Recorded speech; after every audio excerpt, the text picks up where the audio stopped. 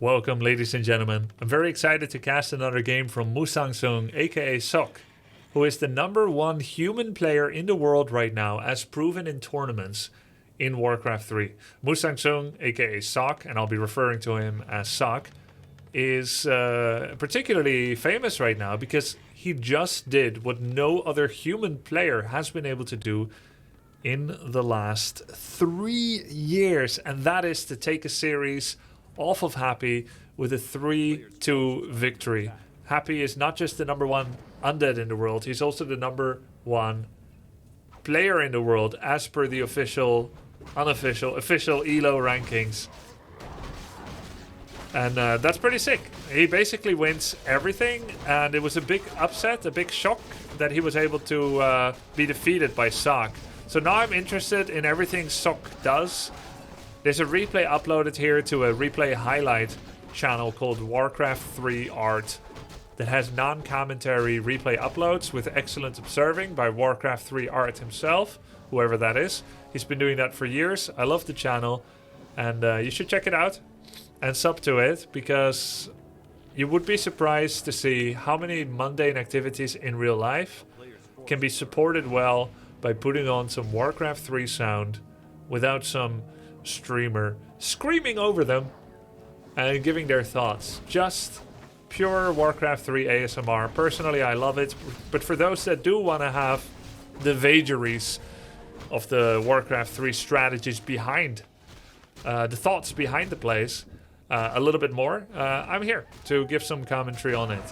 Nice symbiosis. So, let's see who is his opponent. Scars is a German orc player that has a little bit higher MMR than me, actually, at the moment. I'm not, of course, playing as actively or as seriously as before, but he's a very good player, and he's off to a pretty good start against Sok here. Managing to steal a number of creeps, preventing Sok from getting level 2 from the very first mercenary camp, is no mean feat. It's very helpful, and the deny that Scars just did on his own wolf there is just one of the cool micro tricks that he has done so far to make the Archmage continue to seek his level 2. Now, the longer you can delay the Archmage's level 2, the better, because every single second that they get Brilliant Aura upgrade, they're getting extra mana. So all these denies are super important. Sok is doing pretty much what every human player is doing right now against Orc, which is to creep a mercenary camp if it's available, hire a priest, and then go for the expansion play. In fact, this tilts the hell out of me because I feel like it is very hard to do good damage against it. And I'm gonna have to watch this again with greater focus to see just how Scars was able to harass here so effectively, because I feel like he did much better than I normally am doing these days against this kind of mercenary camp early creeping. He's very hurt, he's scarred, if you will, but he's in a really good spot because this creep camp will give him level 3. He delayed the expansion, he delayed the level ups, he delayed everything, the Brilliant Aura. So, whereas normally, if you have a lackluster harass, the expansion would already be up now for human, and the Archmage would already... Orc-mage, that'd be sick actually, if you had an Orc-mage. Well, that's kind of what the Farseer is, but it would summon like feral water elementals. That would just be too scary to think about. Anyway, the Archmage would already be level 3, and would already be going towards the Orcish base and summoning Water Elegiggles. And then that's the difference between being able to cancel this Spirit Lodge or not being able to cancel it because of that delay. The Farseer is now going to heal up himself and the Grunts, and they're going to get some decent health on them before they walk into the Archmage. And had he been slower, then maybe they would have been harassed earlier. Maybe he would not have been able to creep the natural as he did. And I say that, but it looks like the Archmage will still be on time to cancel the Spirit Lodge, or will he? He doesn't commit to it. I feel like it's 100% sure he could have cancelled the launch if he wanted to, but he decided not to sacrifice his units. He wants to keep those units alive so that they can do what really matters, which is to delay the Orcish expansion. And it is right there. This is a small commitment attack by Sok to cancel healing salves on grunts. The first humans in space said it was a small step for them to go there. onto that onto the moon, but a big step for mankind. And it is very similar here when you attack the grunts. It's a small step to damage them but not kill them. But in the end, that's exactly what you actually want to do to get the best possible value out of your harass. Grunts are really tanky. They have 800 health, 825 in fact, sometimes even with the new buff. And trying to kill them or overcommitting to killing them oftentimes is not the right play. That's how we used to play it. We're like, if you can't kill a unit, it's just going to get healed up and there's no value in it. But you actually see pro players do a little damage on every grunt. It's not like they won't take the kill if they can get it. It's still good. But they're very happy to spread damage on different grunts because they know this build has no Shadow Hunter. This build cannot go for an early Witch Doctor with Healing Ward. There is no Healing Fountain on the map. So every single grunt that is nearly dead needs 2 heal salves to be back to full. That's 66 gold per grunt. And if a grunt has 300 health missing, you're still going to heal salve it for 400 health worth. Which is essentially a quarter of one charge wasted. One charge is 33.33 repeating. So 1/4 of that is wasted. So it's as good to deal 300 damage on a grunt as it would be to deal 400 damage on a grunt. Either way, next time they'll be full health, but you don't have to commit as hard on it. So you spread damage and you constantly make the orc spend. Meanwhile, your expansion is already up and running. You do the proper multitasking to put up some towers and you plan out your build. He has, through applying pressure, he has seen enough of what Scars is doing. What I love about RTS is that when you apply pressure, you attack, you harass, even if you kill nothing, it is literally the best way of scouting. It's much better than sending 1 footy, 1 militia. In an RTS often, if you send 1 unit, you are seeing what the opponent means for you to see. They can deny things, they can hide things, they can kill your worker. You may not see enough, you don't get the full picture. Plus, they can scout you back too. They can keep thinking because 1 footy is not a drain on their mental faculties. However, if you pressure with a large army, but you do not commit to kill everything and you do not commit to lose anything, but you're there, most people will be distracted. They won't do their macro as well. And if you do that better, then that's one way of draining the opponent's actions and attention. Right now he knows. It's grunts, shamans, raiders. He has seen it. And because of that, he can formulate a strategy. That could be mass griffins, it could be mass sanctum casters, or it could be rifles and casters with mortars. I don't know yet what it's going to be, but generally against Farseer TC Tier 2 expansion like this, I feel like griffins is very strong. Another important decision Ewan makes is how heavily will they lean into mercenary camp production. He probably made something like 10 footmen, and then probably like 3-4 priests, 1 or 2 berserkers, and a mud golem. If we were to split the investment amount of mercenary units, and it is going to be griffins we see now, if we were to split the investment amount into light mercenary camp investment, medium, and heavy, I would say this is medium heavy. It's quite a lot. You can go even more overboard, get an ogre mauler. What? Maybe 2 maulers or 2 golems or 2 berserkers. This is a medium heavy investment. And generally, in my experience, all other things remaining equal and predictable, if you do a medium heavy investment, you want to get at least 1 Burrow kill, 1 Great Hall cancel, or 1 Spirit Launch cancel. And he did not achieve that.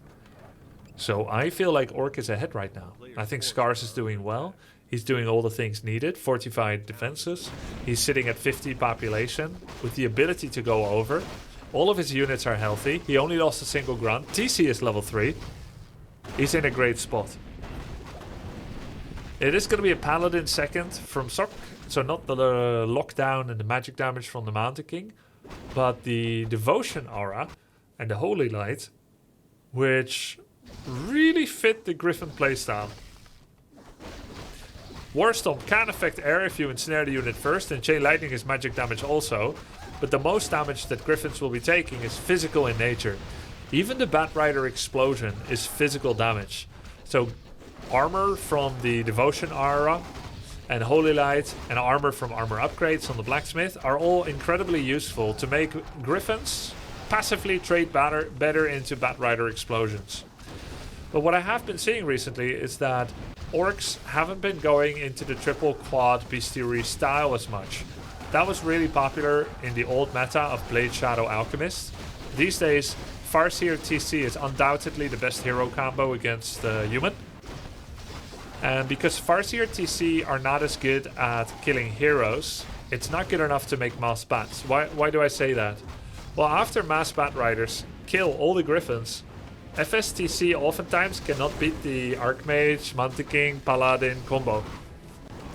So you want to have enough actual army. You want to have bread and butter army, a kind of flexible mid-tier army like Raiders, Grunts, Berserkers, Kodos, Shamans, which you can do an earlier attack with than the really late game setup of a Blade Master, Alchemist, Shadow Hunter combo with 3-4 bestiaries and a delayed mass production of bats. So this is what we have been seeing from orc players like Soin, Focus, Lin. You're already on the FSTC. You have to make a stand your ground army, which is what he's doing.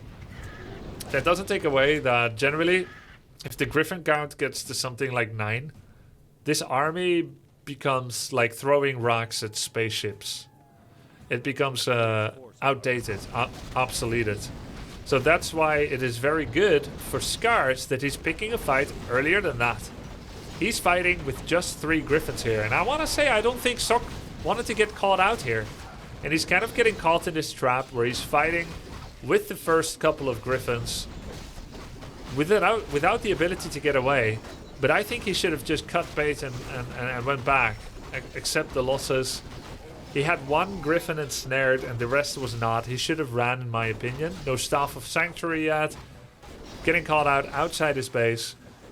But I guess he really felt like he wanted to make a stand because the towers in his expansion have not regenerated yet. And the Scar's pressure is just, it's relentless. Brilliance Aura level 3. Less water elementals. Makes sense against mass shamans. There's a Holy Light. Very interesting combo, Archmage, Pala, Bloodmage. And it's all Sok can do just to try and squeeze out more units. It looks like Scars has the exact superiority and the exact timing required in order to break Sok before everything completely gets going for him. And snares on Griffins in small enough numbers definitely can take them out with this combination of trolls. The Headhunters and the Berserkers, 2 trolls from a different family, both trolling equally well. There's an ensnare on the Blood Mage. It's more of a stop and fight me ensnare. That's not a kill target. At least I don't think it should be. I think those ensnares should be saved for the Griffins. That's double Holy Light. It's a heal pot. Another heal pot coming out on the Paladin.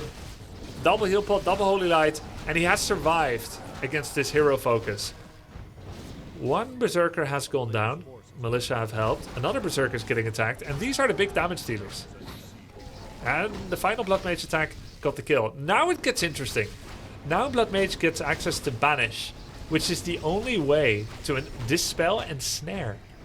Banish instantly removes Ensnare. Ensnare is this weird cooldown based physical spell that is undispellable, but it works with Banish. So now I feel like maybe Sok has the lead again. Meanwhile, Sok does not have income from his second base. That's a Banish, but the Shamans are still attacking it, and he gets the kill because Shamans actually do bonus damage on ethereal targets. And Griffins are falling. There are wolves in the expansion of Sok. He's mining from a single base. Sok has 2 bases. But remember what I said. Farseer TC are not a good PvP hero versus hero combo. How do you kill that which has so much life? Like the Paladin Blood Mage combo. They control the mana, they control the health. 3 Shamans don't have any more mana. Brilliance is doing a lot here to make sure Paladin can keep doing this dirty work. Can he get his Paladin back on time to heal the Blood Mage? The Blood Mage gets the full Holy Light. Bonus healing from the Holy Light via the ethereal healing buff. There weren't enough Shamans to try and take him down. But meanwhile, Griffins do keep dying. And Scars has unlocked the ability to cast Earthquake, but uses his mana, understandably, for more feral spirits. It is very important for him to actually break down this expansion. Not just remove the peasants, but really take it down. And yet, he doesn't have enough units anymore to try and do so. Shamans and headhunters are notoriously bad at dealing damage to the town hall. And the feral spirits have been sent on a search and destroy mission for peasants, but are otherwise uncontrolled. So they were working on that farm and not putting their complete efforts into the town hall. Nice ensnare on the griffin. Wolves attacking griffins. Griffins do a lot of damage against wolves, but the ensnares, they're helping out. I can't see which way this game is gonna go. I can see why this is a highlight game. Sok is holding on by the skin of his teeth, which I always feel like is a weird saying because I don't have any skin on them. But he's doing it, so obviously it does exist. Shaman Purge. Purge is a very precious resource right now. He doesn't have a lot of mana, and he's trying to purge away the banishes. But banish has virtually no cooldown, and so it's quite tough to trade against the Blood Mage mana, who's literally stealing all your mana from the shamans, from the fires here, from the TC with his siphon spell. Shaman goes down, the Knight and the Water Elemental wreaking havoc in the backline. Knights still have a Sundering Blades upgrade, which allows them to deal bonus damage against medium armor, which is headhunters. No surround on the Archmage. Gonna be grateful that that was not a surround. Banish on the Archmage to save him a little bit more. And that's a level 3 Blood Mage. He has Siphon level 2 now. Archmage trying to run away again. There's another Holy Light with Archmage's name on it, which is Dollar Dawnweaver. Scars is making more and more trash units. Small little tier 2 units like Headhunter, Shamans, Raiders. No Kodo recently. No Wind Rider. You know, Wind Rider can be quite nice in these situations. There isn't a whole lot of anti-air. Wyverns cannot be attacked by knights. But they are very, very vulnerable naturally. Not to Stormbolt and Water Elemental like usual, but yeah, they can, you know, if Water Elemental gets like 2 hits on them, they're half-life, literally. And not literally figuratively like the new dictionary meaning for literally. They're literally half-life after 2 attacks. And he needs some more mana on his shamans, so he can make sure to reliably keep removing water elementals from the field. Tauren Chieftain is going to get level 6 very soon. And then he can make a decision, endurance or reincarnation. I actually feel like reincarnation is the right call. Oh, he's got a sentry, lucky for him. And well-placed sentry. I think reincarnation is not the right choice. I think he should go endurance level 3. He can also consider going Shockwave and doing a Shockwave Chain Lightning attack in the main base. Of course, Stomp is still better to win the PvP battle. He should have definitely aimed that Stomp to hit all 3 heroes. 1 step to the left. And then he could have maybe stopped Staff of Sanctuary if it had been cast on time. Now, Scars really should just hit the Town Hall. I don't think he should go into the Arcane Tower here. I think with the position that he had, he could have tried to go take down the Town Hall. That's a Lightning Shield on the Berserker, which was actually cast by whom, pray tell? Was that cast by Scars himself? That Berserker. It's a very rapscallious Berserker, killing his own Troll Headhunter. Trollicide. You hate to see it. But he's broken through. He's wedged his way in to Sok's cavity of the opening there of that base between the farms and Town Hall. Took down the Arcane Tower. Took down the Town Hall. Killed the Blood Mage. And the whole base is gone. Very, very impressive by Scars. And now he's 2 against 1 base. So we take a look at the game clock. 21 minutes. I think mains are running out soon. What happens when the mains go out? You lose electricity. Computer goes out. But there is an expansion for Scars. So what Sok needs to do is to shut down the expansion. There's an Earthquake. Only hits 1 guard tower. 2 altars and 1 altar and 2 farms and the castle. Didn't get the other 2 towers. Yep, mains have run out. Alright. Now, Earthquake does not do percentage damage like Death and Decay, so it's not enough to take down the castle. Looks like he actually turned around. Sok killed the low berserker, attacking the headhunters now. There's only one snare. Oh, he went for Blizzard with his last money. Oh my god. Last money went to Blizzard, which is something I hope I'll never say. I'm trying not to spend anymore. I got Diablo 4 for free actually. For the promo I did. Oh, it hurts. Oh my god. The Blizzard. No, how can he win this battle anymore? I think he needs to go completely for air. Maybe Bat Riders? Or Wind Riders? There's 3 Staffs of Sanctuary and Blizzard, Holy Light and Mana Steel. So he has all the mana he wants, all the healing he wants. He's got triple invincible teleports. The Griffins are still good. I feel like Sok has a kind of chessmate situation. And Scars finally goes to tier 3. Why? Bloodlust maybe? Maybe Bloodlust and Lightning Orb on Tarn Chieftain. I think that would be quite nice. Because TC with Reincarnation, Bloodlust and Lightning Orb can literally just hit for free. Just let him smash. Let him hit. Okay, that's an early ensnare on the Archmage. That's almost a surround. There's the surround. There's the invul. That's the Blizzard. Not splitting properly, so he takes a decent bit of damage. Mana Steel. Blizzard. Oh, it hurts. Please dodge. He does get the Blood Mage. It's full aggression and no defense. Oh, the trolls! No, the trolls! But he got the surround on the Archmage. There's the staff. Okay, can he run to the base and attack the Archmage? I think you can't Holy Light an Archmage that's being Staff of Sanctuary. So, if he would run to the base and attack the Archmage, he can probably 100 to 0 it. Oh, you can Holy Light it? Okay, yeah, you can. I was just checking your guys' knowledge. I've probably Holy Lighted the staffed unit just last week. No VIP, I knew that. I knew that before. No, chat, come on. Immune to magic, but not holy. Yeah. VIP, alright. This chat is so cute. They think they can teach me things about Warcraft 3. I already know everything. Nice try, though. 1600 gold in his expansion. Sok still looking very destitute. I saw Sok selling some items, but I'm not 100% sure what he did with it. Perhaps he trained another Griffin. That's probably it. Or maybe he started an altar and restarted his Blood Mage. I'm not quite sure. Oh, he did get the Blood Mage, right? Yeah. He resurrected the Blood Mage from the tavern. Alright. But it's dead again. Getting some extra gold from the creeps.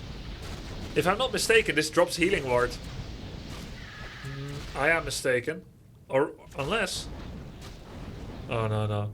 It's a Sentry Ward level and Gloves of Haste. Okay. There is a red spot, top left and bottom right. Sok can easily creep them. Might be like the level 10 Gargantuan Sea Turtle. I don't think it's a Granite Golem on this map. This is like the water map. Generally has like some kind of Leviathan or something as a level 10. Interestingly, Scars has 2 melee attack upgrades. Right? He played most of the game without upgrades. He played most of the game with an anti-air focus. And now he's got double melee attack upgrades. Presumably for a base race. Right? To kill buildings better. And he's preparing for the flank. There's another tavern rebuy. Sok sold everything. Except the game. Gloves. Sentry Ward, everything, just to get the Blood Mage again. And Scars does not like it. He does not like Blood Mages. He focuses it immediately. Warstomp completely misses! Like a... Oh my god, the Blizzard! The surround! It is a surround! There's a Blizzard! No! Move it! I I like to move it! But maybe it doesn't matter because he gets the Archmage. That's no more Brilliance Aura. And there is a Lightning Orb on the Tarn Chieftain. Oh, there's the Ensnare. I don't think that's going to be enough to kill it because there's the Siphon, there's the Holy Light. The Ensnare will run out and won't be available for another 10 seconds. Alright, 15% chance to purge. I saw 2 in a row. 3 out of 5. That's some nice purges on the Lightning Orb. You know what? I think Scars has done it. I do see something in the worker line of Scars. Like, I don't know what it is. Is it Griffins? Peasants? The income for Scar seems largely unaffected, so I don't think it's anything big. Maybe he lost a peon? Oh, there we go. Yeah. Alright. Alright. But there's still loads of peons in Scar's base, and I would say that 2.3k wood is probably as much as you'll ever need. I think that's enough. Still some nice Siphon Holy Light plays. But without Aracus Magus. Oh! Well, that's nice! He took away the coffee out of the machine. But the coffee machine is broken. It's not possible anymore. Like, yeah, that Griffin maybe should have been at home to help. But realistically, against like level 7 Farseer TC, it wouldn't have mattered if there was one extra Griffin. Man. With a complete trash army of headhunters, raiders, shamans, and some berserkers. Like, low quality army, unupgraded, right? No bloodlust, no berserker, no Kodo upgrade. He managed to defeat the scary El Pollo Diablos, the demon chickens from the sky, simply by good timings, good harass. And he actually beats the best human in the world in this game. Amazing play by Scars. Gut gemacht, as they say in Germany. And yeah, that's it. What a great game. I'll see you guys next cast. Hope you enjoyed it. Wanted to share this game with you. And I'll see you next time. It's up to the grub.